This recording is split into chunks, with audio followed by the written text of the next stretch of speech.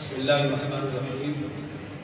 الحمدللہ آج جمیعت علماء ہند شاخہ بیکانیر کی میٹنگ اور مشورہ ہوا ہے، جس کے اندر جموں کشمیر کی کارگزاری جو ساتھی وہاں جا کر کے خیر و عافیت سے پہنچے ہیں، ان سب نے اپنی کارگزاری پیش کی، حساب و کتاب پیش کیا.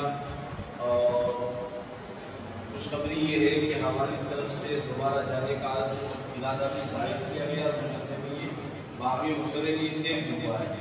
ہم اس کے لیے جو ہے جتنے حضرات نے تعاون کیا ہے جمیعت علماء ہند کا، تو میں ان سب کا شکریہ ادا کرتا ہوں.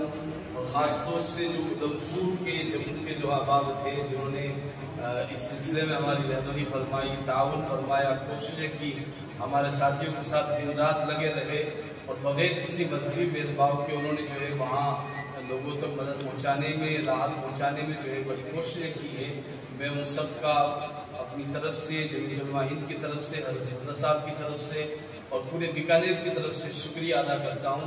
اللہ تعالیٰ آپ سبھی حضرات کو جزائے خیر دے، بہترین بدلہ دے، دونوں جہاں میں خوشیاں عطا فرمائے. اسی طریقے سے ہم خلوص کے ساتھ قوم اور ملت کی خدمت کرتے رہے. والسلام محمد ارشاد قاسمی، جمیعت علماء ہند شاخہ بیکانیر.